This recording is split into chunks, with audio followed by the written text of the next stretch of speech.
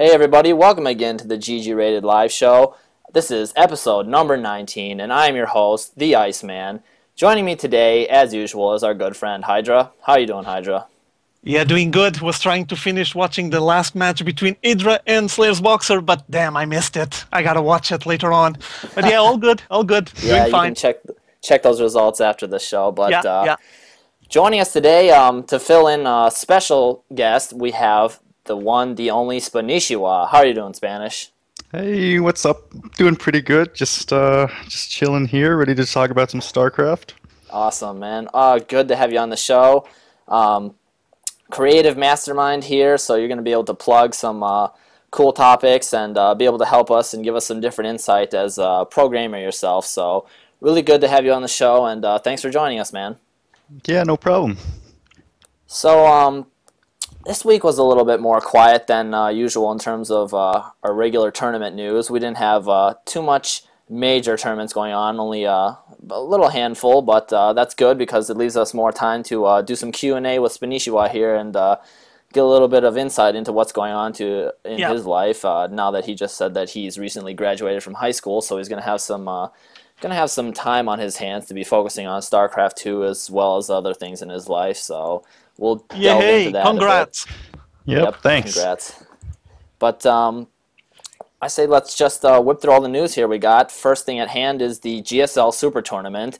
And Hydra, I know you're a Korean GSL fanatic, so I'm going to give you the reins real quick here, and you can take us through these results, and we'll just back you up with some commentary as I get the VOD rolling. How's that sound? Yeah, I'm just going to skim through this. You just show the results, and I would like to make some honorable mentions here, especially to one Zerg that actually surprised me. I'm not sure if Spanishiwa has been covering or taking a look at GSL, but this new guy showing up, Zen-X-Line, at least on this Super Tournament, he's been showing really solid and very, very interesting moves he got there. I'm honestly not sure how to approach this. Maybe Spanishiwa has a deeper insight into it, but for example, something that I was not used to see is drawing fire from Marines with ground units and then just load a ton of Mutalisks on top of them and grind the whole bio ball. Something that Zen-X-Line saw. I never seen it done before, or if I recall seeing it was back in the days of the beta. And since then, people just don't do that. Obviously, Marines just chew through Mutas. But seems like drawing the fire on some ground units, just losing those ones and having the Mutas doing all of that bio ball down works. Zen-X-Line show that. Spanishiwa has been checking. Have you been checking any of the GSL this week? I haven't watched GSL too religiously, but I have been seeing like strategies where they go like Mutaling and they just completely skip the banelings and go for like quick double evolution chamber upgrades. Is that like the kind of style you're talking about? Yeah. Where they use the Zerglings to tank and then... Yeah, it was interesting to see. As you know, there's a rule of thumb, like when there's a ton of Marines, obviously, and with Steam, they just chew down through Mutas instantly, really fast. So you need to avoid them. You need to micro properly. I'm not telling you anything new. You're the one providing lessons to me on this situation here. But it was interesting to see Zen-X-Line just drawing the fire with some Zerglings on the front. They would just take the fire, the first shots, and he just dropped all of his Mutas on top of the bio balls, grinding them down really quickly. It was impressive to watch. And his micro was really fine-tuned. Also, well, he's been doing fairly well on this tournament, as you know. I'm going to just mention some results here really quickly. Still, from the round of 32, you had Liquid Huck getting eliminated by Polt Prime back on the early days, I think it was on Monday of last week. Then Zen-X-Line taking Zen-X Kirix. Kirix, who was a fairly well-known Zerg back in the days. He had that epic matchup against Marine King Prime when Marine King popped up on the scene as well.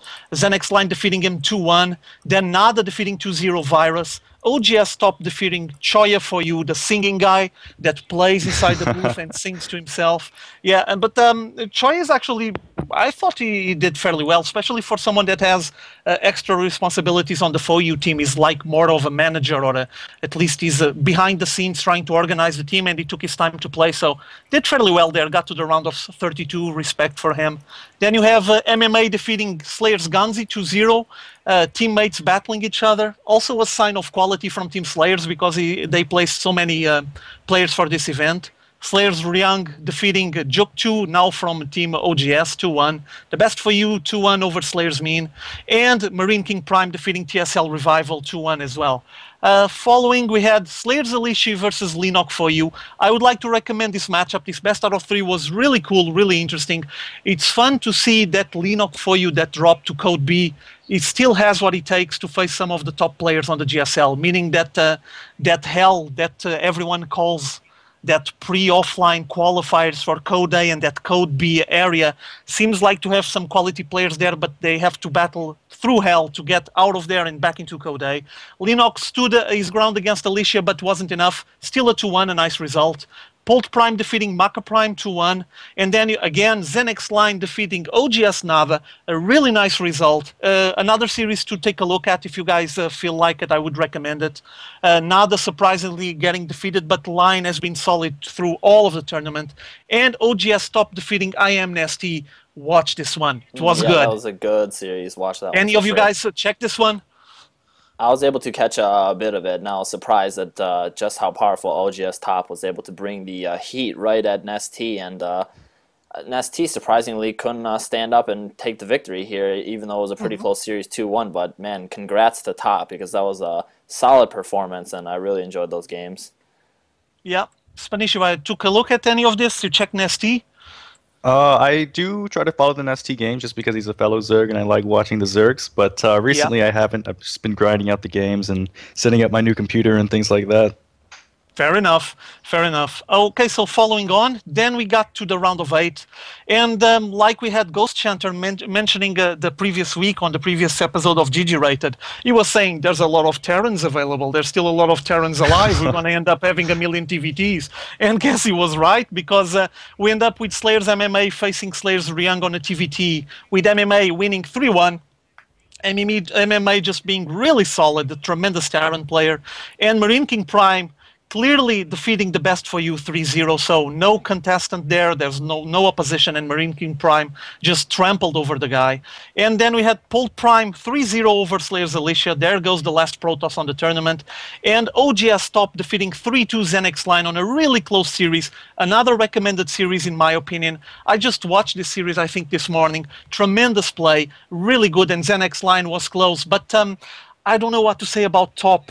People mention him as one of the biggest monsters macroing in this game. Apparently, he can micro and macro on the back of his base like no one. Feels a bit like he's playing with his hands and his feet at the same time. Maybe with the camera to the booth, you can check if he has his feet on the keyboard as well. But what I do know is that he's able to replenish his army and keep pushing wave after wave, and defeated on a close call here, 3-2 over Zenex Line. And then you had today the semifinals.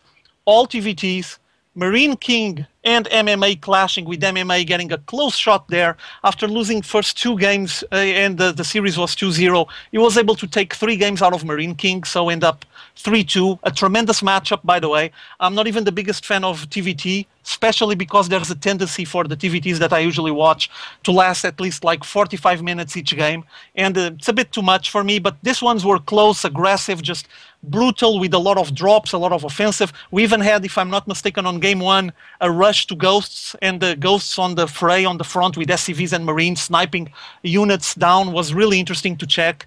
And then you had also Polt Prime facing against OGS Top, with Polt Prime defeating Top. So impressive result here for Polt Prime. I know the guy is good, but wasn't expecting him to go over Top. What you guys think? Before we move on from this topic, I just want to bring out, if anybody was watching games or had missed out, go back and check out the bit of celebration that Marine King Prime did, where he dropped a nuke on his own force there, and then he started dropping mules on his own force. I thought that was and I think you have that. I think you got that on the VOD, if I'm not mistaken. I think I filmed that. Oh, yeah. Yeah, he was just so ahead that he just decided, never mind, I'm going to nuke my units just for show off. Well, he did. I thought that was pretty hilarious and in your face. But, man, MMA, is this guy on fire or what? Yeah, tremendous. Every major tournament, it seems like this guy is just taking the lead in all of the tournaments right now, and he's just grabbing up as many victories as he can possibly get his hands on. So, I mean, the guy is red hot right now. Spanishiwa, did you check him on MLG?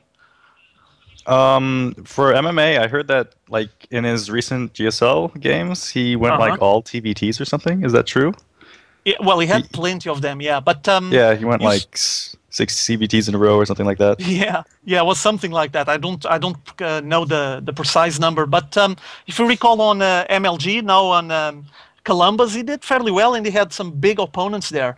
Guy is a solitaire and impressive play. Do you have any specific opinion on the guy, or usually follow up any of his matches? I mean, he's dominating in the tournaments, and he's from Korea, so it's not really surprising to me. So, but I think he's very good. He plays Terran, he's very good. I saw the games versus Idra. I felt really bad for Idra, but what can you do about it? Well, there's not much to do about that. Yeah. Do you have any specific Korean player that you follow? You were mentioning Nesty. Anyone else like Lozira or some other Zerg? I recently have been watching Phoenix Wera. And I'm super impressed by his play. I mean, it's just, I'm super impressed by him. Yeah, he has his own stream. It shows up. I'm pretty sure now it's daily on TL, if I'm not mistaken. I've been checking it out as well. He ladders on North America as a core account, like KORE. Yep. Like his APM multitasking is just so impressive. And then, he's flying around with like a bunch of lings and just pretty much pure Ling Baneling against like Colossus balls, and it's ridiculous. Well, on one side, I don't know if you agree with me or not, but one of the main concepts on Zerg is speed and able to flank and be maneuverable. And we're talking about two units that are the epitome to that: Mutalisks and Zerglings. Obviously, they require a lot of micro, but if you have what it takes, you can just wreak havoc on your opponent. Maybe Zerg players are heading that way. Yeah, I mean, it's just really surprising to see like a Colossus ball of like Archons, High Templar, and then it just get completely rolled over by just like straight up Ling, Baneling. Yeah, cool. Okay, so now, the Iceman, where are we heading next? I think we have NASL Week 9 results to cover, and I guess I can start reading through those as I get the VOD rolling here, and then... Actually, why don't you start Hydra, and then we'll switch halfway. Yeah, all good. As you guys know, NASL is getting close to the end of this this period, these weeks with the league, and soon enough we're going to have the LAN event. Well, it's not a LAN, but you guys know what I mean. The players are going to physically be present on a place to play. And, there's some surprising results. Actually, because of all the latency and lag issues with the Koreans, I was expecting worse results for some reason from the Koreans. Though we're talking about some high-quality players here, there's always the struggle with the latency, but they've been handling pretty well. Just passing here, skimming over the results, during this Week 9, you had Moon defeating Phoenix 2-0. TLO defeating Artosis, but because Artosis was lagging like hell and had a lot of problems, so TLO basically took 2-0 over Artosis. I mean, Artosis on this moment, he wasn't a contestant on the league anyway, but it would be nice to see them clashing, I guess, and that wasn't the case. Then you had Kiwikaki facing Vibe and defeating Vibe. A surprise to me, to be honest. I actually like Vibe. Sheth defeating Moro on a ZVZ. This was pretty cool, and I know that there's a lot of people that are not big fans of ZVZ, and apparently I think Spanishiwa can confirm this. It's kind of hard to master the matchup, right? It's not easy to master ZVZ. Difficult. Yeah. Yeah, I mean, it's just the timings and the different unit combinations, and like your opponent's doing exactly what you're doing, so you have to really keep an eye on the drone counts, and it's just a mess. Yeah, it can be real tough. I remember I was watching, I believe you were live streaming just the other night, right? And you were playing, facing some Vile team members and some ZVZs, and you just went back and watched the replays and said, what? Yeah. I mean, you're just like, whatever. ZVZ, right?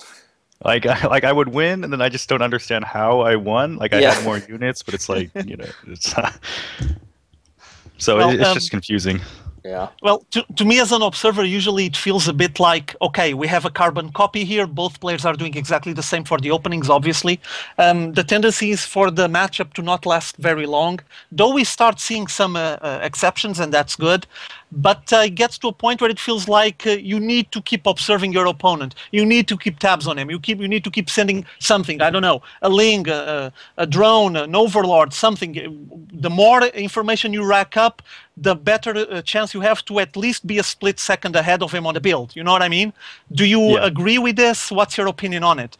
Like, information seems to be very crucial. I've been trying to like just do exactly what my opponent does, but with like 2 or 3 more drones. So like exactly what he's doing, but slower.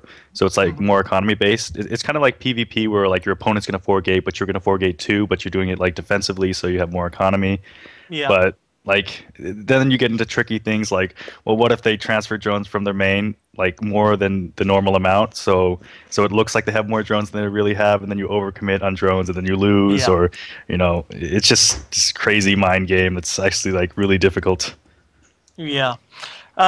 So, well, let me just move on a bit here. You had Grubby facing against Rainbow and taking a win.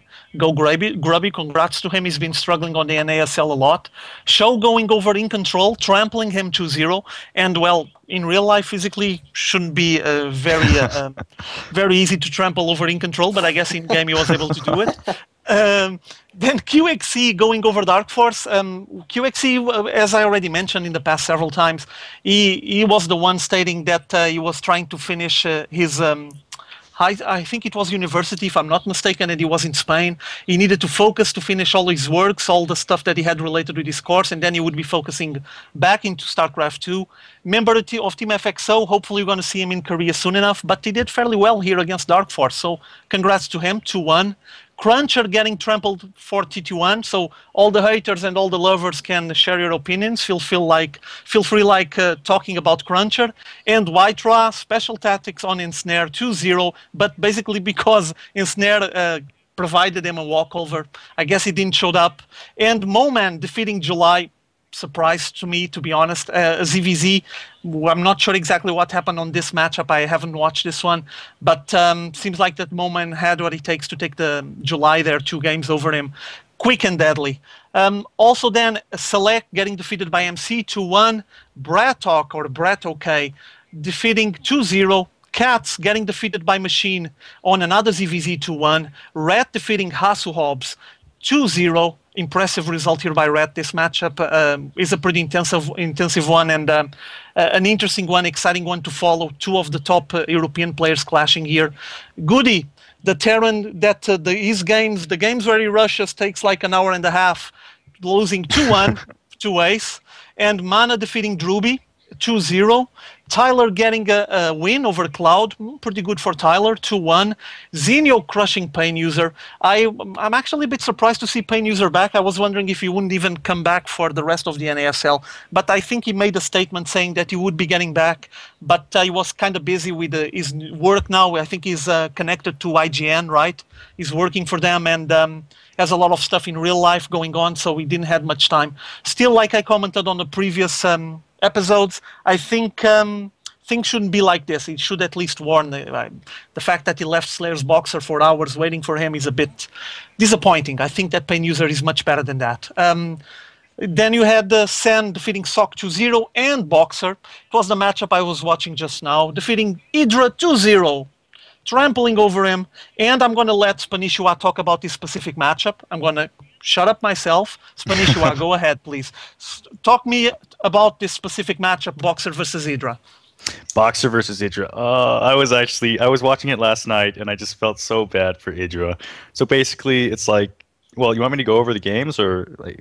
Feel free to comment what you liked, what you hated, what you felt like doing to Slayer's Boxer. If you want us to strangle him, just go ahead. Well, I mean, he bunker rushes on GSL Crevasse, which is like this huge map, and you just don't expect a bunker rush. So Idra was probably just like giving Boxer the stink eye, and then he has a GG out in like 5 minutes, and it was just terrible. I felt so bad for him. Yeah, actually, he didn't GG out. He just kind of left, but essentially GGing out. And basically, what happened there is that Boxer did something that apparently it's kind of a staple move for Boxer.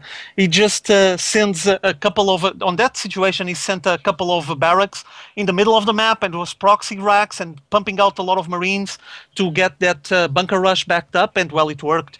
Idra just left, no GG, no nothing. And then on game 2, what went on there, Spanishiwa? If I remember correctly, it was like horizontal positions on or vertical, or one of the two. It was like top and bottom for Typhon Peaks, and then Boxer does this like slow 2-base push through the rocks, And, Idra had Brood Lords, and he had the maxed army, and I thought he was going to take it. He had these sick neural parasites, but then he just kind of leaves when he still has, like, a lot of reinforcements flooding in. I wasn't, maybe he just felt like he was too far behind. I thought maybe he could have stayed out for another few seconds to see, if his Zerglings could have cleaned up, but... He didn't. He didn't. Things weren't going exactly as he planned, and things didn't went very well. I was taking a look at those games just now on the restream. As you know, we were talking about that before we started the show, and I was watching Idra, Slayer's Boxer again on that second game, open with the same kind of stuff with 2 racks. This time hidden close to the Zelnaga watchtowers in the middle of the map, but Idra was able to spot them and he just lift them and pull them back. The game went for longer than I expected, but I don't know. I was commenting this with you before. Idra stated in the past that no Korean would stand a chance against him on that group. They were having too much latency, and they got 2-0 from Slayer's Boxer, got 2-0 from Zinio as well. On Zinio's case, would even be interesting to see them fighting on real life, because I know they have a quarrel. In the past, I think it was 2 episodes ago, we had TLO as a guest. TLO confirmed us that you could feel it in the air when he was there in Korea, and basically you could get an octagon and get both of them inside the octagon to see who would win. But yeah, I guess that Idra just got trampled over there by Slayer's Boxer. Felt a bit frustrating. You were stating that before we started the show as well, like getting bunker rush there. Idra wasn't expecting it. It's a bit annoying. But, well, it's the way things went on. So let's move on to the next event. Yep. Next event we have to talk about is the IPL Season 2 qualifiers. This was the last qualifier event just took place. And finally they have all the seeds filled up. And I'm really looking forward to the Season 2, since Season 1 was quite a treat, and it really just popped up out of nowhere for me, and I followed it pretty closely, and it was something that was high quality, and the games were awesome, and with the player list that we now see, I think it's going to be even bigger the second time around.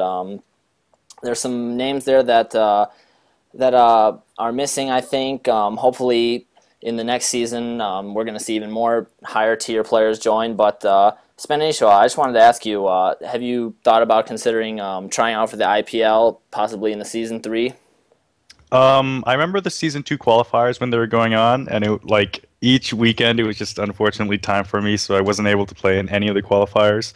Mm-hmm. But IPL Season 3, that sounds like a lot of fun. I've actually been considering, joining more tournaments, but it's kind of a tricky business because I want to show well at a LAN event, like either MLG Anaheim or something like that. Because online events, I mean, they're good, but it's the atmosphere is just completely different from a LAN event. And I think the respect you get from winning an online tournament isn't exactly as much as you might possibly get from winning a LAN event. Yeah, I would definitely agree with you there. But, I mean, yeah, why not go for both? Because, as you were saying, the LAN event is definitely going to get you that respect and that the big-time glory in the spotlight, I guess you could say. But we talked a little bit about this on previous episodes. We were thinking that it would be awesome to see you take place in the IGN Pro League, because the mix of players there looks like something that you could really mix up with them with your creative style and possibly go quite far. I know it's it's an online tournament event, so it's not really what you're kind of focusing on right now. But yeah, it's pretty cool. It's difficult because I like to have a lot of time to prepare for tournaments and just crank out the practice games. Mm-hmm. So, I mean, I'll definitely consider it. I've been trying to get out there and playing more tournaments, but now that I have more free time in the summer, it should be doable. Yeah, definitely.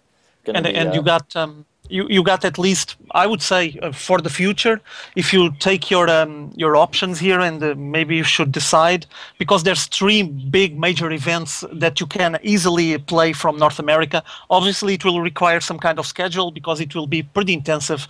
But just from the top of my head, NASL, IPL, and TSL, those 3 are huge online, have tons of viewers. Really good competition, also a very high level there with the players involved usually on these tournaments.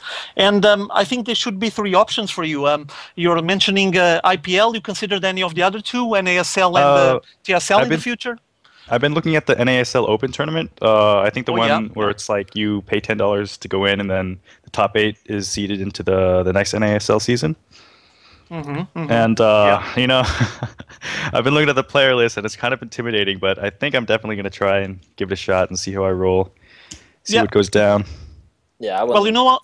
I wouldn't let the Go player ahead. Go list ahead. stop you. I mean, we've seen plenty of good show matches, and we've seen you rumble with quite a few big names previously. So I mean, seeing you show up in IPL would just be really awesome, in my opinion.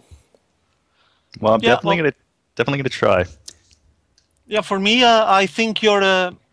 At least this is my modest opinion and personal opinion, you're perfectly on the same level as several of these players. Obviously, reputation counts, or at least it's supposed to count a little bit. It shows a bit of your past and what you did, but there's always room for the new guy, and you see that happening a lot in Korea with some players that come from nothing. Spanishiwa, you already had quite a nice fan base. Your game is quality game, no doubts about that. I think you should consider your options, because if you think you're below par compared with these guys, I don't think that's the case. Maybe you should fine-tune your game. Yes, that's something that every pro gamer goes through, but you should consider your options on one of these big online gaming tournaments, because something tells me you would do fairly good. Well, that's good to hear. Yeah. Usually, you know, when I'm analyzing my gameplay, I see it and it's like, oh, it seems slow, and look at Idra's doing this, so it's like, it's kind of intimidating, but it's good to hear encouraging words every now and again. Well, as you know, you had a million viewers. Well, not a million, but you had a lot of viewers not long ago when you faced Idra on the ladder. Do you remember those matchups? You didn't do that bad, if I recall. I watched that thing on your stream, on Idra's stream, on casting done afterwards. Didn't sound or didn't look like too slow, too sluggish, too bad. What you felt about those games, tell me. Well, I mean, I think I only did so well because I knew exactly what Idra was going to do, and like in a ZVZ, like information is like really key. So even though I knew exactly what he was going to do, I still wasn't able to pull out the win, which is like super embarrassing. But well, I recall when the game began, you just said, "Oh my God, my ZVZ is still not that good." You just typed it on the chat or something like that. Yeah. And Idra just said, "What are you on about? Just play, it's lather," and you just went for it and actually did pretty good. So respect. Well, I was still hoping for more favorable results, but you know, he is Idris, so you can't really expect too much from that. Yeah. Yeah.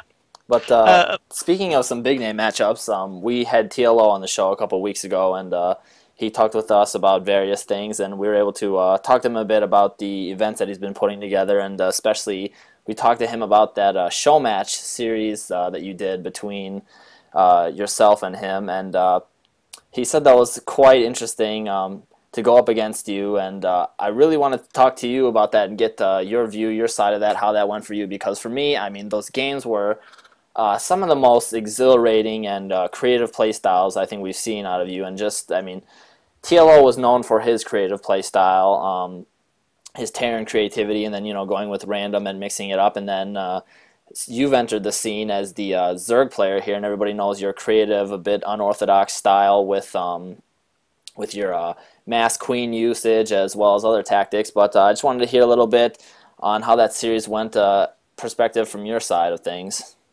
Well, I think TLO was when I played him, he was kind of slumping, and you know, he was suffering from that carpal tunnel type thing, and yeah, you know, the time zones were awkward. So I didn't think he was like at the very top of his game when I played him. Mm-hmm. But I mean, he's still TLO, so it was still a good series. But yeah, the creative style I've been doing, I'm trying to tone it down and like use less of it, because I feel like I've been using it like a crutch. Like my mechanics might not be the best as the other pro gamers, but because I have like this, you know, wacky style, it kind of makes up for it. Mm-hmm. So what I'm trying to do is like get a more mechanically focused game, and then when I can add in creative elements to it, then do that, but not have like an entire play style revolving around like the element of surprise or something like that. Yeah. Well, I mean, that's definitely a solid choice to go, because I mean, once you have strong mechanics, it's not like you have to fall back on some trickery. You can just let your bread and butter do the work, so to speak. Yep. Speaking of working on your mechanics and a little bit of the trickery elements, do you think people have started to figure out your play style? And if so, what kind of adjustments have you been making? I know you've been laddering a lot, and you're tuning up your gameplay here now that you're focused on focused on Starcraft more now that you've graduated, and you're looking forward towards the major LAN event in Anaheim. What sort of things are you focusing on? Recently, I've been focusing on like having not too many queens because like if you're on top of your creep spread, then you should be able to have a good creep spread regardless of like the number of queens you have, unless you have like none. And then also incorporating more mutalisks into my play. I think it's a lot easier to harass bases with mutalisks, and if you have like the higher APM and mechanics, then using mutalisk or mutalisk-centric style, it's really gonna you'll be able to like use your mechanics to get the advantage over your opponent, as opposed to if you didn't have the mechanics, then you probably wouldn't be able to do that. You can sort of pry them apart a bit by spreading them thin, because I mean, if your opponent is focused on more than one front, you're obviously going to spread them thinner, and you don't have to deal with major death ball right in the middle, and you can use the Zerg speed, as Hydra was saying earlier, to your advantage, which is something that's really a lot of people need to utilize more. Yeah, I'm trying to focus on the quick, speedy units, trying to stay away from too much like infestor play. I used to be pretty big on that, but you know, as the maps get bigger, it's really important to have the mutalisks out for map control. Definitely agreed. Hydra, do you have any other questions here for Spanishiwa? Yeah, well, first of all, I would like just to have confirmation, because I'm pretty sure the viewers and listeners would like to know that you are considering your chances and almost 100% sure that you might be showing up for MLG Anaheim, the next MLG event, yes? Oh, yeah, I've already got like travel reservations hooked up. Oh, cool. Yep, so MLG Anaheim, looking to have a strong showing there. Okay, I got another question for you related with it, but not directly. You're a member of Team Vile. How does the organization work? Like, the team focus on providing you with a lot of practice now that you have the time, so you can just be fine-tuned for the MLG Anaheim? Do you have any specific practice partners? Anyone famous, anyone E-famous on StarCraft 2, like any huge practice partner you might have, even on some Smurf account, who knows? But how do things work for you to prepare for MLG Anaheim? Because I'm sure that you want to try to do the best you can there, so you must have some plan. Right. Recently for Vile, we do a lot of practice games every now and again. Like Vile State, he's currently in IPL Season 2. So I think he's actually practicing right now for his next match, which I'm not allowed to say just because of the IPL, how it works. But so we help each other with practicing, and sometimes we'll be like more than one player on Vile has a live stream. So sometimes we're like all on Hash's stream, or we're all on my stream, and we're, you know, playing some practice games and talking through things. But for the most part, I try to stick to ladder or like serious custom games for my practice. Ladder just because like if you practice with the same partners over and over, you kind of get used to their style, and you make mistakes by not scouting as actively as you should be, or, you know, assuming what your opponent's going to do. Yeah. Like you don't really expect an opponent to like cheese you, you know, like 5 times in a row. So you know, so on ladder, you're really like, it's a new opponent, it's a new environment. You don't know what he's going to do. You know, it might not be the best quality players, but it's kind of what I've been sticking to. Yeah, I mean, I recognize some of the names on Team Vile Gaming, meaning that you have some solid North American players there. Obviously, you might have some special practice partner, you know, that already happened in the past with other gamers, and I was just wondering about that. Another question that I... Go ahead. Special practice partner. Yeah, I've been practicing with Six Jacks Major. I think, or I guess he's like Six Jacks Memory now. But yeah, he's actually one of my go-to practice partners. Yeah, the guy's pretty good, pretty solid. Well, we all know that he had some troubles in the past with the team skipping and hopping through teams. But I mean, no. But listen, we witnessed the same thing from Naniwa like 5 months ago. Do you remember that? Were you following the scene back then? I mean, Naniwa wasn't able to stop anywhere. He was trying to get confusion and messing up everywhere he went to, and then all of a sudden he sat down on Dignitas, and things are just going tremendously well for him. So who knows? Maybe Major is heading the same way. You know, people just go through phases. And if he's one of your finest practice partners, I mean, the guy's good. I already seen him playing several times. Yeah, he's solid. And playing Terran, at least you can have that ZVT just fine-tuned to a point where no one will be able to beat you. Who knows? But yeah, it's good. A really good practice partner. Another question before I pass to the Iceman, because I know he's taking notice of several questions showing up on the chat. Yeah, we got plenty just of one questions more. backing up here, so go ahead. Yeah, just one more. Just one more. Do you have a Korean account? I wish. I currently only have a North American account, but I'm in the process. I'm in the process of getting a European account. So okay, not I'm gonna branch out to Europe, and then hopefully. But I'm worried about getting a Korean account because like I hear all these things about like horrible latency and there's lag and doing banelings you're just gonna lose. So, like, do you have any thoughts about that? Do you have a Korean account, or have you heard anything about it? No, I don't. But I already spoke with several players that have Korean accounts. From Europe, it's basically impossible. From North American, depends on the days. Sometimes the reports that I had were basically mixed. Like people saying, "Oh my God, today is impossible," and the other days they would say, "Nah, actually today it's pretty decent. I can micro. It's not like the best micro ever, but it's doable and I can lather." So I guess it might depend, and you should have a go at it because I mean, Spanishiwa versus I am MVP. Yeah, I would like to watch that. Yeah, I would. I would too. I'm agreeing with you. And if you want me to add a note, imagine that I would make a VOD out of a replay. I just make a note saying Spanishiwa was having a really big latency, lagging hard, but still he played the game, and you had 1 million views on that VOD. I'm sure of it. But go ahead. I'm going to pass for the Iceman. He has plenty of questions to go for. Yeah, we have, now that we're into the Q&A session here, we opened it up to the chat, and we got a lot of people here asking questions. The Pink Avenger wants to know, have you looked into any tournaments that involve team games?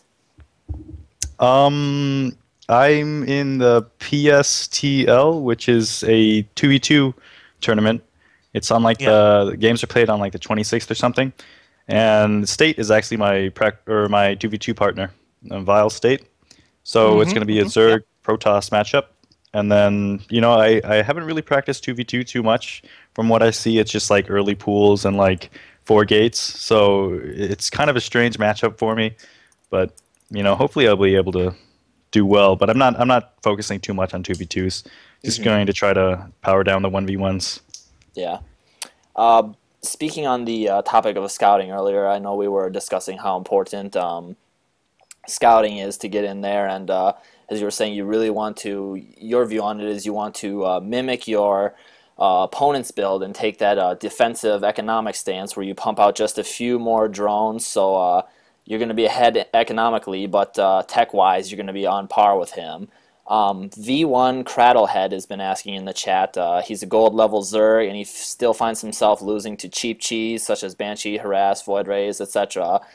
He wants to know, as a Zerg player coming from a high level player such as yourself, how do you get into their base when you have no overseer? What's some tips to fend off these cheese rushes, I guess, and what's a great way to keep the scouting strong? Against Protoss, you should have your drone alive until they get either a sentry or a stalker out. If they get a sentry out, usually you can keep the drone alive longer than if they had a stalker out. And then, like, after the drone dies, or as the drone's getting hit, I like to send a second drone to their base. Like, I'll rally it over with a pair of lings.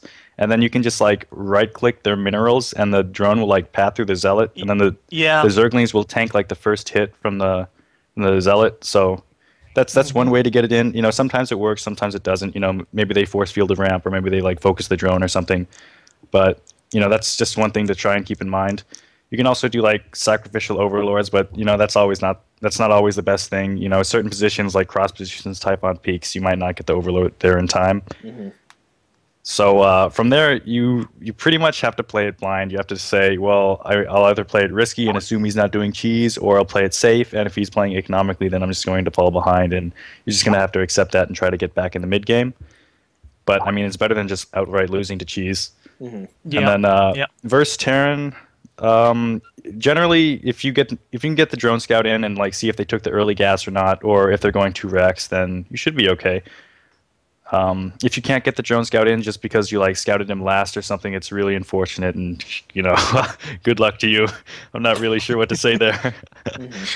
I mean, you just have to, like, keep poking up his ramp and check his unit count, and hopefully you'll be able to glean some information from the number of Marines he has on his ramp. Right. I know that those the original 4 Zerglings or the 2 initial Zerglings that you got are very important to keep harassing at your opponent's ramp, just to keep them in check and make sure you get as much scouting information as you can, because as you were saying, not always is sacking an Overlord early on a viable option. But yeah, scouting, as I know many pros have said, that scouting is one of the key factors for letting you know and keeping a leg up on your competition. But let's go back to the chat here. Thanks, Spanish, for answering that. Commander Cupcake wants to know how often do you off-race, and what your next pick for a race would be other than Zerg.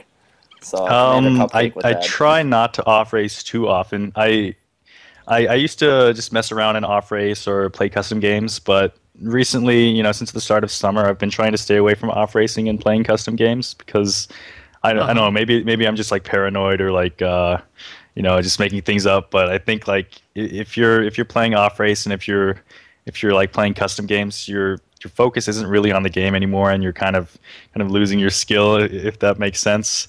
Like, if you're going to be playing the game, you should be practicing your race. Like, I hear things like, if you play off race, then you'll get a better understanding of the game and the matchup and, the weaknesses of the race. But, like, wouldn't you get a better understanding if you just, like, actually played your race and, practice the mechanics? Mm-hmm. So, yeah, that's kind of my focus. Just trying not to off race, trying not to custom game, and just playing, all serious games and focusing in my practice. Yeah.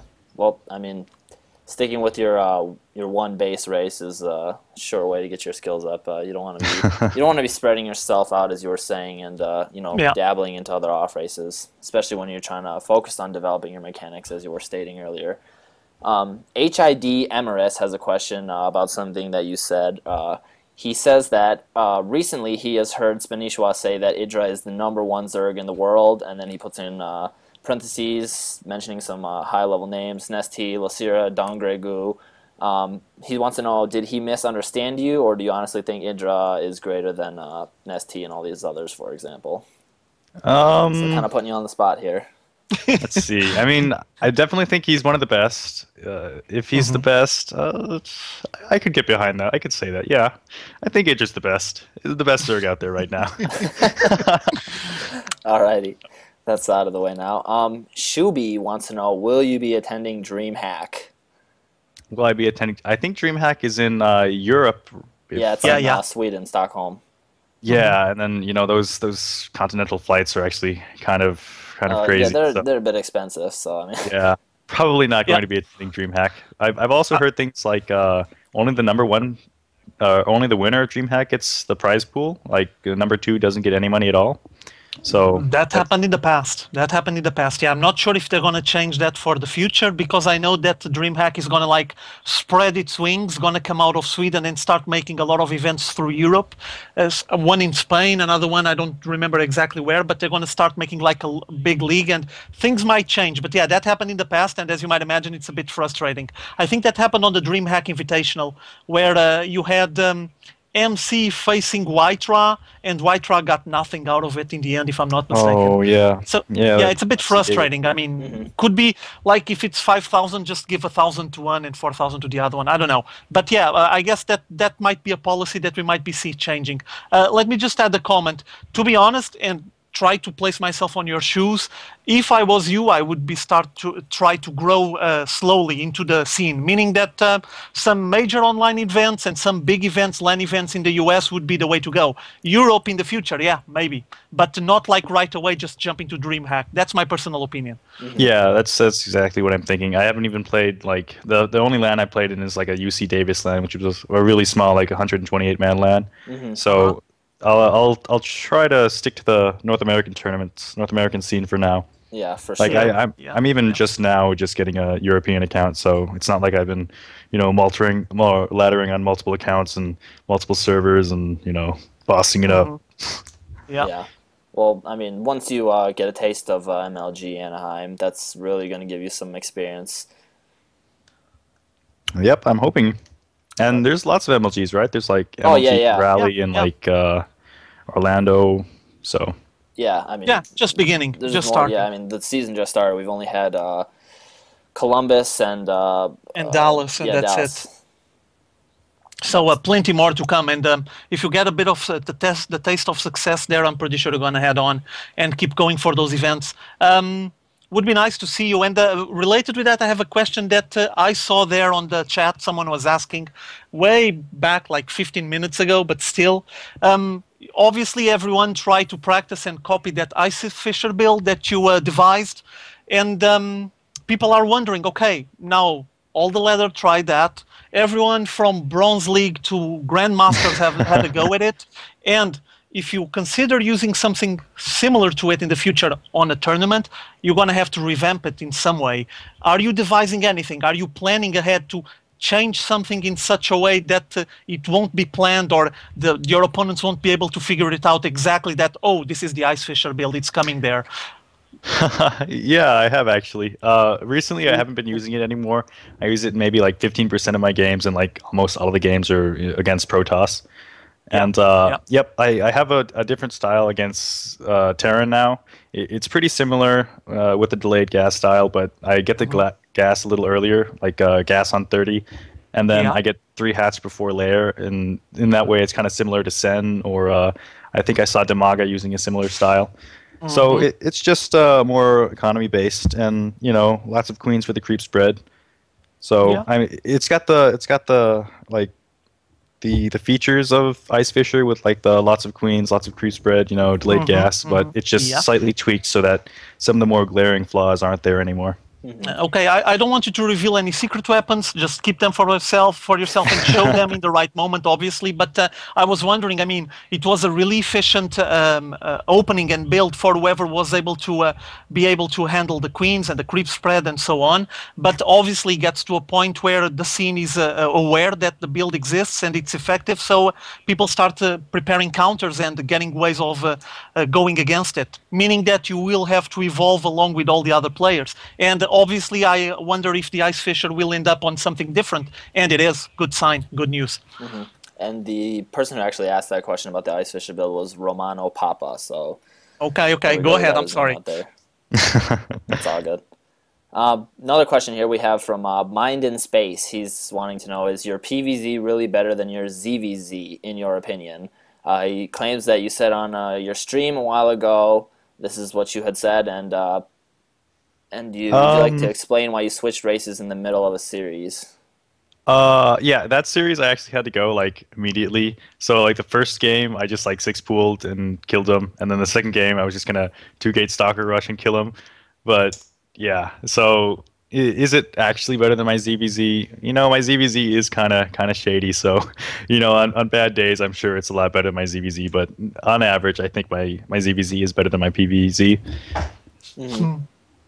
Yeah, we had people asking there about your ZVZ and about your PVZ and why don't you feel comfortable, but I guess you already mentioned in the past, it's all the questions with the timings and be able to be one step ahead, and it's not easy, the pressure and the amount of stuff, the multitask that you need to do. Yeah, it's almost like playing a poker game, I feel like anybody could beat anybody in a ZVZ. ZVZ is a bit, I mean, people were claiming earlier PvP was quite the volatile match, but I don't know, it seems like ZVZ, for me, I don't really like to watch ZVZ. It seems more, I don't know, even more random than PvP, I guess you could say. But it's just it's a hard matchup for me to understand and to watch. And I mean, yeah, like if I'm playing the matchup and I don't even know what's going on, it's like I can't even imagine what the spectators must be thinking. Yeah, exactly. You can feel our sorrow and our pain. Hori Killer here is asking, he wants to know if you're thinking about joining NASL Season 2. I think you can sign up until the actual season starts, which is like July 8th, I think, 8 through 10 in Ontario. So I'm probably going to wait out and see who joins up, and then I'll probably join. I mean, it's just $10, so it's like, that's just to see how I do, see if I can make top 8. Get your feet wet in the online tournament there, and it's not much of a risk or an investment from your side, and it's going to get plus you, I mean, a chance to play in NASL. Yeah, exactly. It's going to get you just that much more exposure and more practice with the big name people. Kiwi and Apple has a bit of a technical question here that I think you could do well to answer. He wants to know what you think about the current infestors in both late game ZVT and ZVP, possibly backed up by broodlords. So what's your thoughts on that?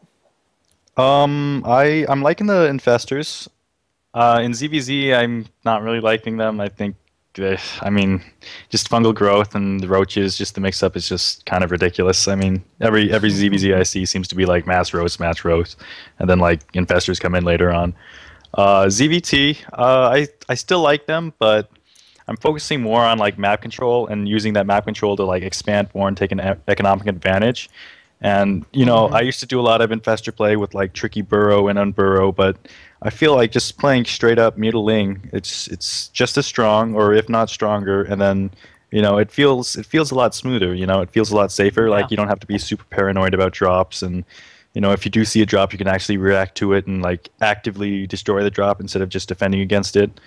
And then in ZVP, you know, I feel like a lot of Protosses are expecting infestors now, and infestors, you know, aren't like that amazing. Like I remember before the balance patch, Ichiro was might have mentioned that, you know, the new infestor buff might make them imba or like imbalanced, and then he later retracted that statement because apparently Zerg is bad for him.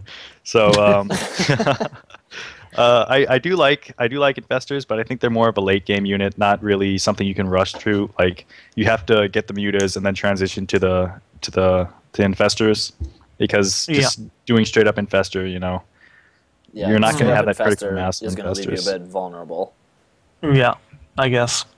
Let me just get you just a couple of questions based on what I was reading this morning. I was checking a questions and answer thread that you made on Reddit, where you just said, okay, people just ask whatever you want. Feel free to put some questions, and there were some comments there. One related with you considering or not in the future going pro, like taking this 24/7. From what I read, that's not on your plans at the moment. Things might change in the future, who knows? But do you consider having any potential in your life, at least for some years, like not committing completely to it for the next 10 years, but at least try to go pro and just try to earn a living out of this? Or you're going to go for the education route and going to focus more on that? And I'm going to let you reply, obviously, but I did read your answers there on Reddit, by the way.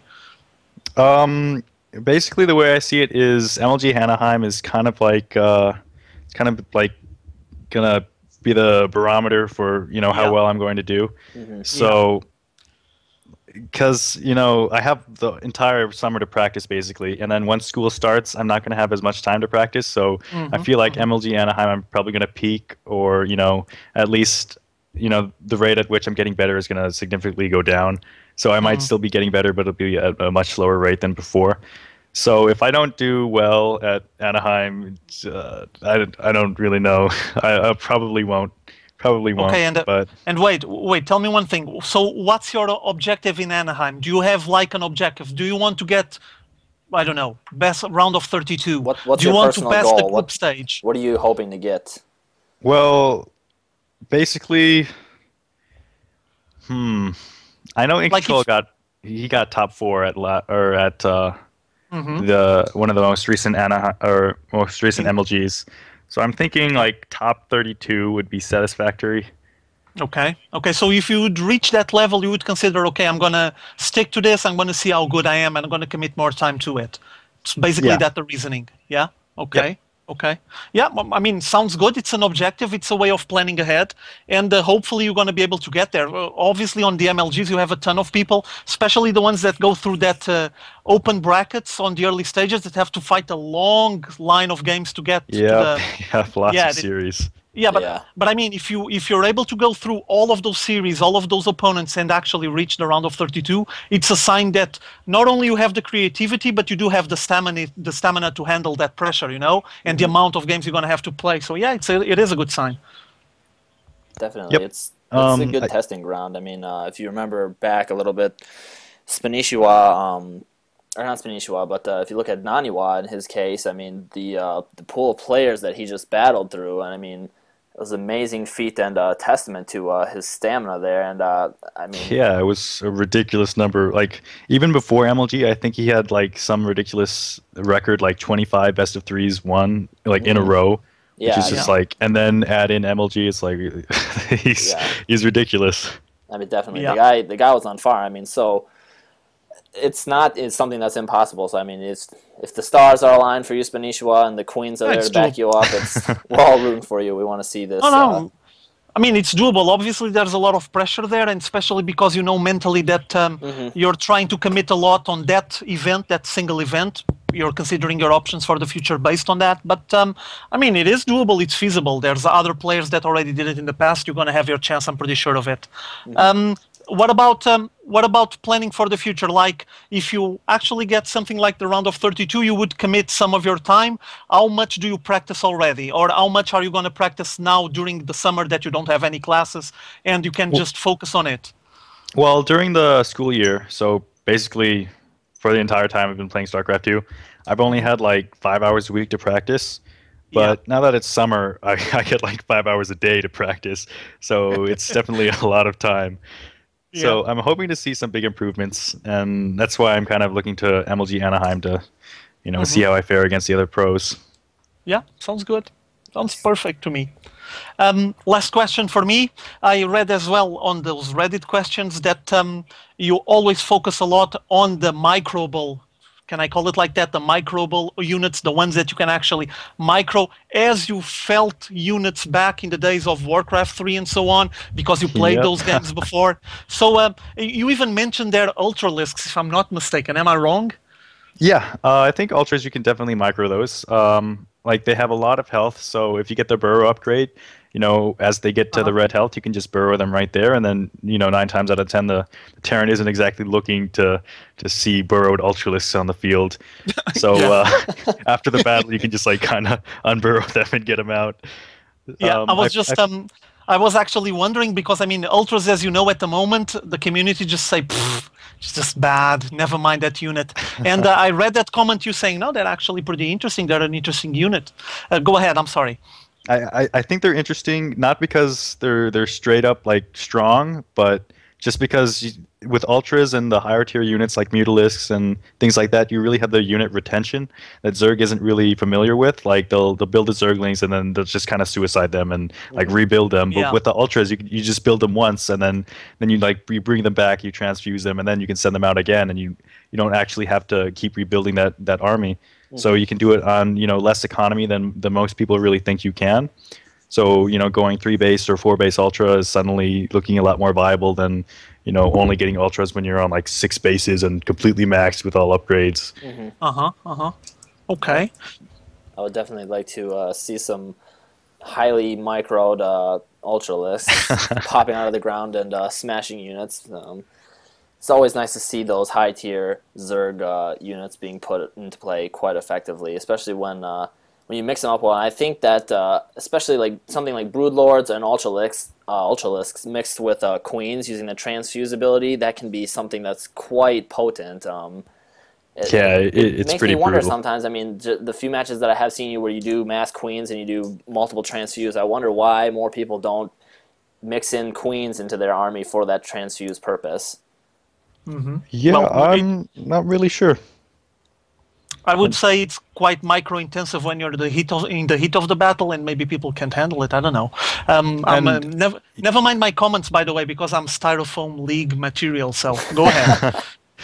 Well, you have to like anticipate that you're going to be having the queens out. Like you can't just think to yourself, oh well, it would be good if I had 10 queens right now to transfuse.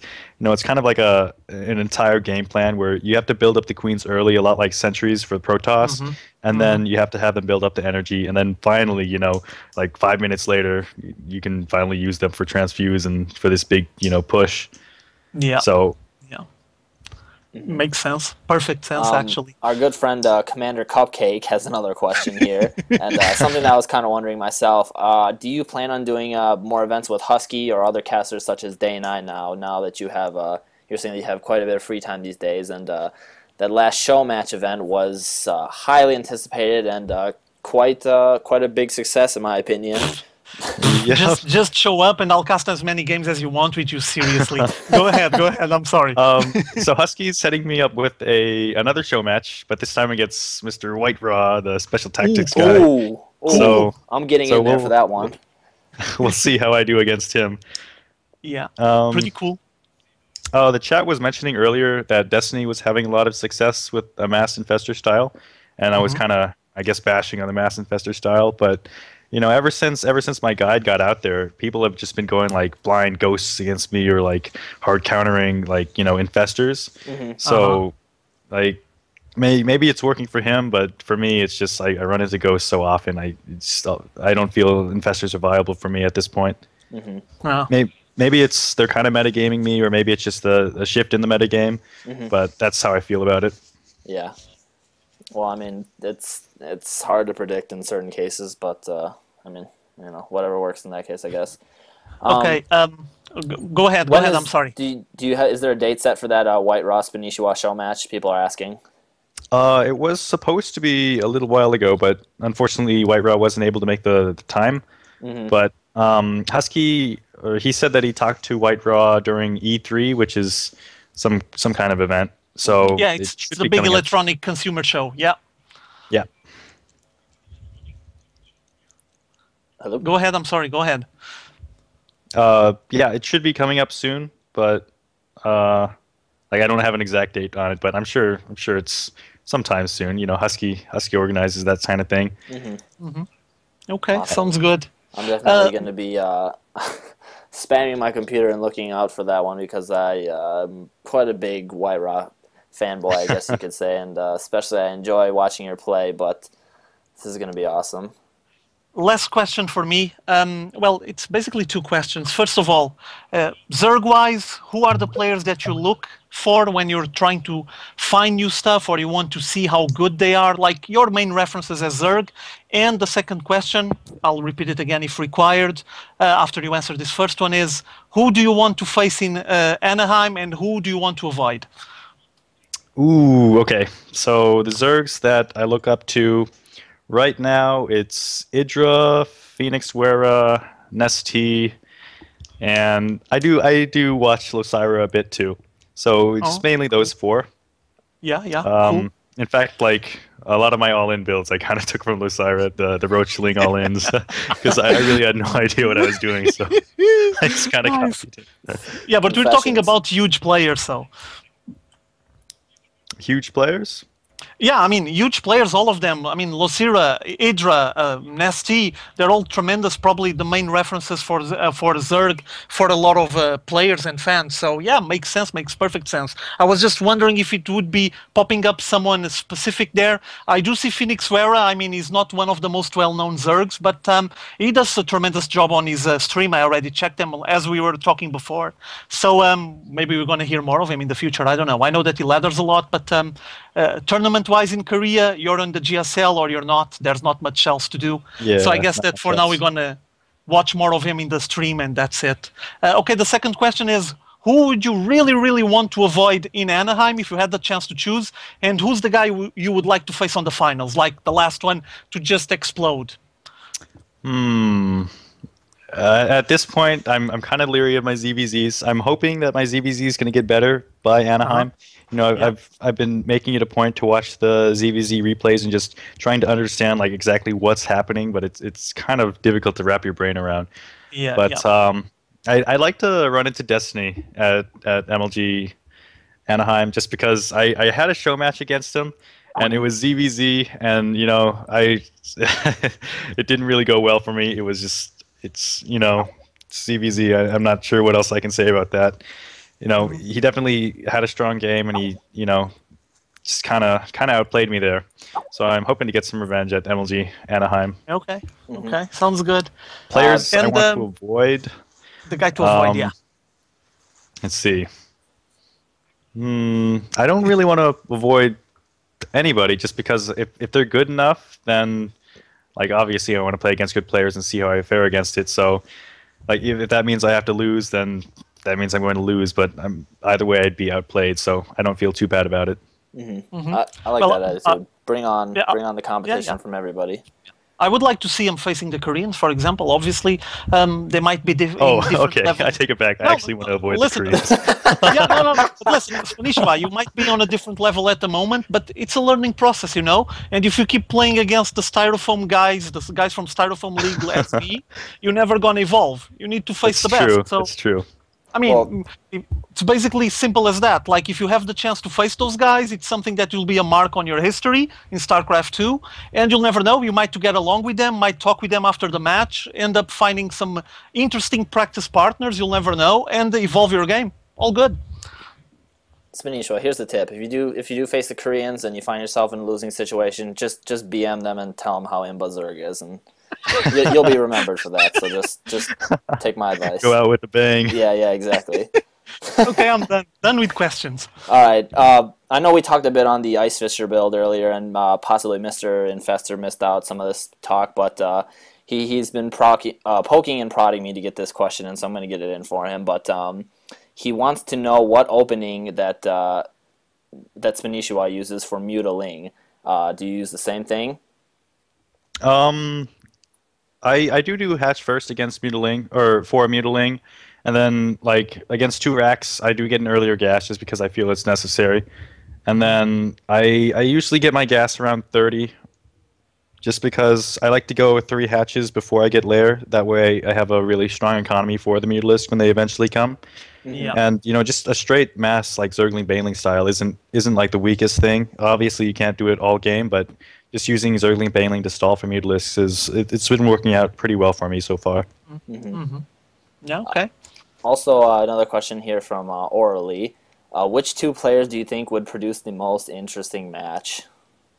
I think having Idra in a match just makes it infinitely more interesting, because you never know, is it GG going to come? When is it going to come? Is it going to come when he's ahead, behind? Like, how's that going to work? And then the occasional BM is always very entertaining too. So that's always fun to watch out for. And then... Go ahead, I'm sorry. The second player, I don't know. Maybe have TLO in there. He's really creative. He's really interesting. So I'm sure that'd be a great match. In on the previous episode when you had TLO here, I asked TLO about when he did a 7 racks opening out of 1 base against Idra on DreamHack Invitational, and he won. I was asking him about that. It was interesting to watch. For me, it would be interesting to have 2 BMers facing against each other. I know that Naniwa is a lot quieter at the moment and doesn't BM that much, but Naniwa versus Hydra would be interesting. Spanishiwa versus MC would be interesting on a different level, obviously. No BM related. Oh, I want BM. Don't hide that. We want that BM. I want to see, like, someone needs to organize a show match tournament between the most outspoken bad boys, just like a straight drug out grudge match. I mean, Naniwa, Idra, MC, some others. We just want some bad boys in there. Zenio. Yeah, no holds barred. I want to see something like that. So, how's the name of that guy that he's on the Grandmasters in North America? Keeps BMing everyone. Combat X. Oh, no, Combat X, isn't it? Yep. I mean, yeah, there it is. Yeah, Idra versus Combat X. People are saying. Yeah, but the guy, I recall even people commenting, pro gamers commenting, that the guy got a spot on the Grandmasters and he's just hanging there, basically because he got the spot and now no one will be able to take him there until the next season comes. And they were stating that was a bit unfair and so on. But yeah, I mean, Combat X, the guy is such an offensive guy. At least on the ladder, he's really abusive and aggressive. Maybe it would be an interesting guy to add to that matchup. But something tells me that you couldn't do that live on the local place, like the LAN, or else they will start punching each other, and would be a good idea. But yeah, I know what you mean. Yeah, sounds good. Go ahead, sorry. I don't know if you guys have been following a Control stream, but there's also another North American player who's Grandmaster called Deezer. He has like multiple accounts, and he just goes around like stream sniping and trolling and stream cheating and hacking, and so he's also really BM. So he'd be interesting to see as well. Someone needs to organize one of these grudge matches. I think that would be hilarious to watch. So we got to see that. I forgot to ask one other question earlier. Lily Starcraft 2 has a question here that kind of got buried under the others, and I felt bad because we didn't get it in there. They wanted to know, is there a lack of scouting because of late scouting that failed? Is it smart, according to your style of play, to get both Spinecrawler and Sporecrawler against TVZ or PVZ? Well, it's just, like, if you don't have the scouting information, you don't want to, like, just put buildings down blind. Like, playing blind like that, I mean, it's going to make you safe, but is it really making you better? Like, shouldn't you be knowing why you're putting down the building? It's not just like, well, if he kind of has this, and maybe I'm going to put it down. So it's just a scouting issue. Maybe that means you need to scout earlier, but if you scout earlier, then sending out a drone scout too early is kind of, it does hurt your economy. Like scouting on a 9, like a Protoss can get away with that just because he needs to block the expansion and stuff like that. But as a Zerg, there's not really expansion you're trying to block, and there's not really too much information you're going to glean. So that's just how I feel about it. Right. I mean, in some cases, I guess it would work out, but it's a complete gamble, and if it doesn't pay off for you, you're wasting time and investment in minerals and stuff. Whereas you have to look at it statistically, how many times versus how many times are you going to receive that treatment where you won't be prepared. Whereas there are a couple few times where it does pay off. You have to weigh in the balance the risk versus reward. If you're changing your game just based on what your opponent could do, like I don't think that makes for a very strong play style. It's just, like if you lose a game because of DTs and you think to yourself, well, every game I'm going to build a spore crawler, and then then next game he comes in with like Colossus, so every game I'm going to build like spine crawlers, and suddenly you have no drones and you just have all static defense and you're like playing against a computer. Yeah. It's probably something I would do as Zerg, but I'm like the worst Zerg player out there, so don't reference me for that. But yeah, it's something that you don't want to necessarily go to, as you were saying, changing up your play style just because of what somebody else throws at you. I mean, I think it's one of those things that may work in one certain case if you're lucky, but over the progression of time, it's definitely going to hurt you. Yeah. Mind in Space is asking, do you think that infestors are OP? We all know that the Zerg race as a whole is OP, so I mean, come on, seriously. Seriously.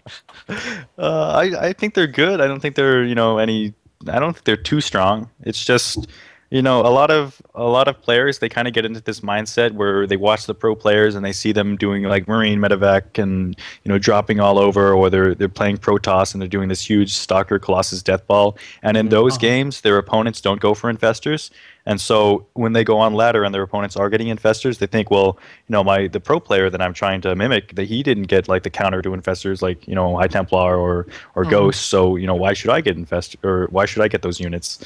And so they end up not getting the units, and they just keep grinding out the same units over and over, and that's kind of why they're having trouble with the infestors. They're not really adapting their gameplay to what their opponent's doing. It's a well put point. Sorry, didn't see if there was another question. I did have one other question myself for you. I noticed that as you've been playing, like Hydra was mentioning earlier on, that you were playing against Idra, those few times that you did meet up with him online, and you were playing against him in the ladder. Some people were asking earlier, would you ever practice with Idra as a practice partner? Like if he wants to practice, I'd be more than happy to do it, but I just kind of think Idra's not really the kind of person to want to practice with me, so yeah, it's unfortunate, but nothing you can do about it.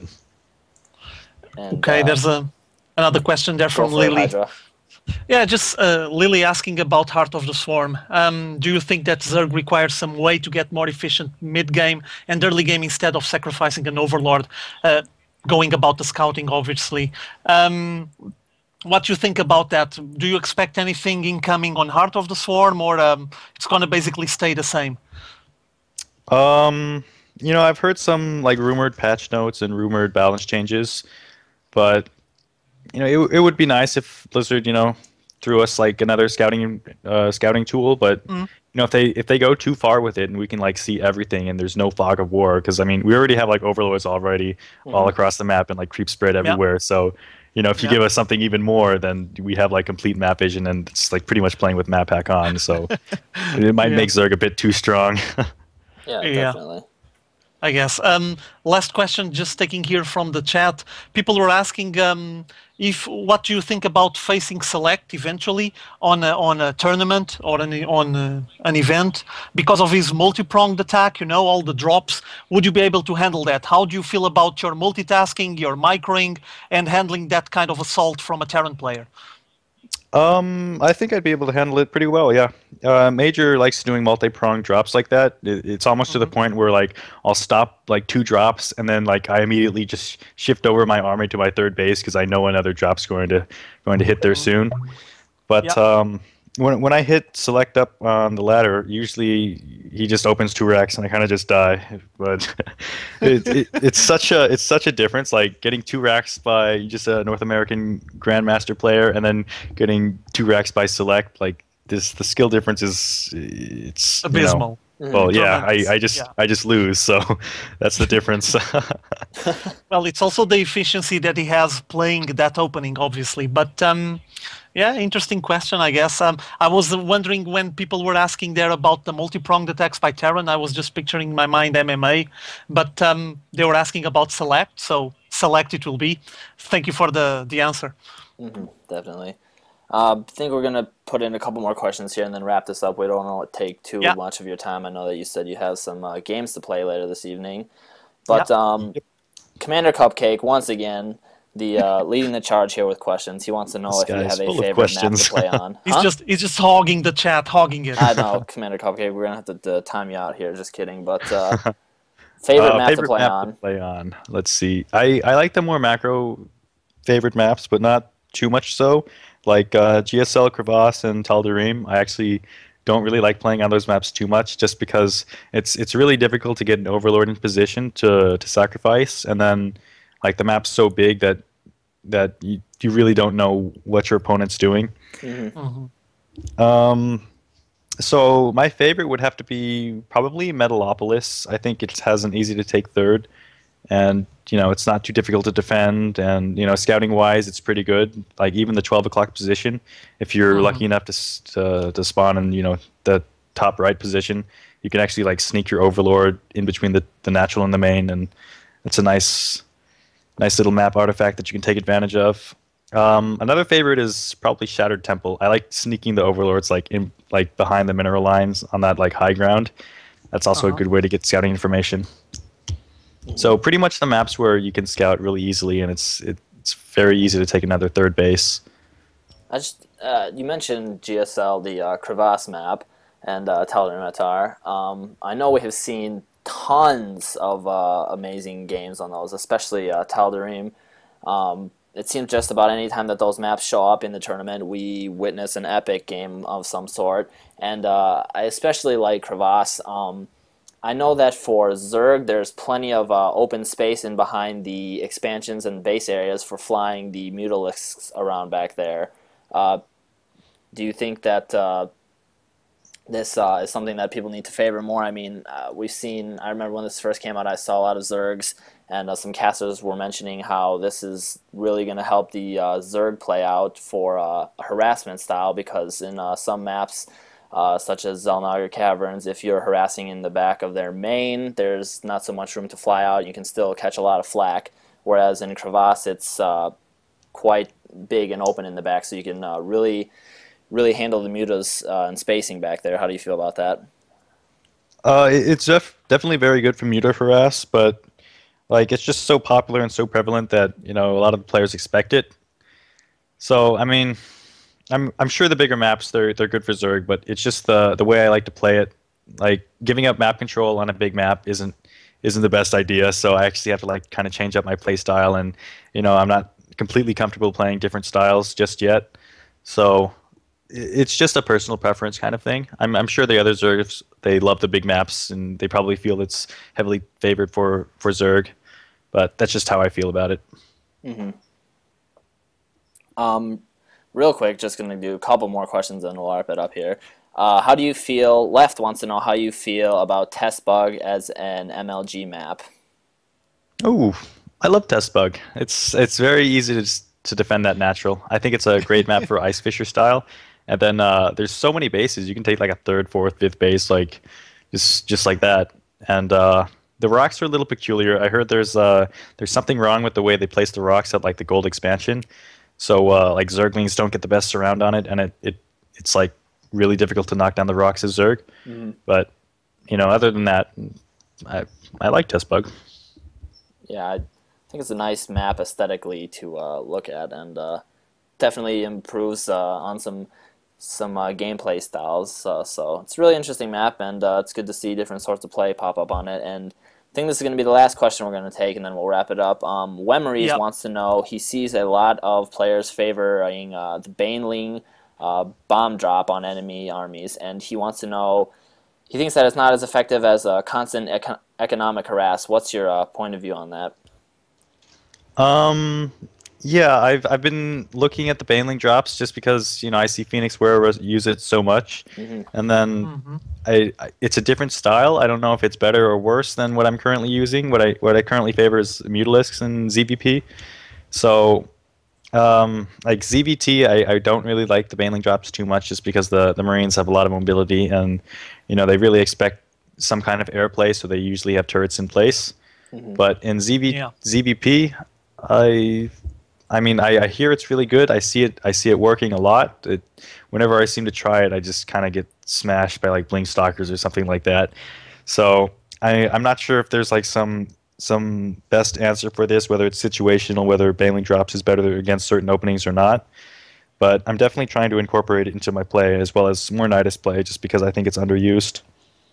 Yeah, yeah. All right, this is the absolute last question, I promise. Come on, just kill it. Last one. Come on, last one for real. Kiwi and Apple had asked, double hatch versus a Terran toss, who goes command center first or forge expand? What's your opinion on it? Double hatchery. Before spawning pool? Is that? I believe that's what he's asking. That is double hatch. Okay. I don't like that. I've tried it, and I don't think it's good just because the queens are so important, and without that spawning pool, you really like, even if you have an overlord in position, you can't really stop like a cannon rush against your third just because you don't have a spawning pool. So it's I just don't think getting the third hatchery is better. If I were gonna try something like that, I would do maybe like 4 hatch before spawning pool and just like completely ignore queens and just play like without queens. But that'd be just such like an awkward style. I'm not sure if I'd be able to wing it like that. Yeah. There you go. You have your answer, Kiwi. Yeah. And man, thanks a lot, Spanishiwa. We really enjoyed having you on the show today. Got plenty of questions in here from the users in the chat, and lots of great answers, and a little bit of insight into your life and what we can hope to expect from you now that you're preparing for MLG Anaheim. Anything, last words you want to say? Any shout-outs, some support and love to your fans? People are saying that they love you, they want to marry you. Yeah, just shout out to Vile Gaming. It's a great team, and then thanks for supporting me, all my fans out there. Hopefully, I'll be able to do well at MLG Anaheim, and you'll have something to brag about to all your friends. Definitely, we're all rooting for you. And can we get a rain check that you'll join us again after MLG Anaheim takes place, so you can relate some of your experiences there? Because I know that all your fans, and especially the guys here at GGRated, and everybody would love to hear a little bit more of how that goes for you, so we can get a first. Yeah, this will actually be like my first big LAN, so it should be a good experience. Or maybe it won't be, but hopefully it will be. Yeah. Awesome. Well, sounds good. Hydra, any shout-outs for you? Just a simple comment to wrap this up. People, don't forget that the TSL Open is rolling already, so things are start to gather and rise up to another epic TSL in the future. Also, the IPL is going to pop soon enough. As you guys know, the qualifiers are basically done. So keep an eye for those online events. They're going to be huge once more. We didn't mention much today, but we're going to follow them on the following episodes of the GGRated. The rest, I can only thank Spanishiwa for taking his time for being here with us. It was a pleasure and an honor to have a brilliant Zerg like him showing up here on the show. Hopefully, he's going to be here after Anaheim, just saying, yeah, I owned everyone, was awesome. No, Koreans, irrelevant. Yeah, was cool. And I got to that round of 32 minimum. so you can just invest more on your career as a StarCraft 2 player and start racking up some money out of it because, well, people don't live out of air only, so it's the way to go. Definitely. Thank you, Spanishiwa. Yep. Yes. Thanks for having me, guys. Much thanks to Spanishiwa, and I'm just going to throw out some shout-outs here myself. Thanks, everybody, for showing up. We loved the interaction with the chat here. Lots of great questions. Super big thanks to Spanishiwa. Great to see a little bit into his life and his opinions on his playstyle and his just creative Zerg mastery. And to all the people who showed up, if you guys are wondering, you can follow us on Twitter. That's twitter.com/GGRated. Also, we have a post, a thread on Team Liquid, where we keep the VODs up and the podcast up, so you can follow us there. And make sure to tell your friends, guys. So subscribe to us on Twitter and subscribe to us on Justin.tv and spread the word. And yes, we will be expecting you guys to join us for when we have Spanishiwa episode 2 on here, when he's going to answer all of Commander Cupcake's spam-tastic questions. And this is going to be just an excellent event that we'll be looking forward to. So thanks a lot, everybody who showed up. Big thanks to Spanishiwa again. And till next episode, everybody, we will see you later. GG!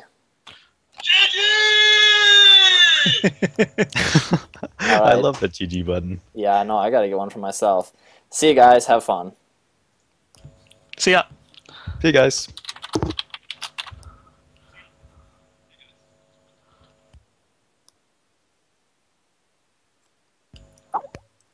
Yeah, it's over. It's done.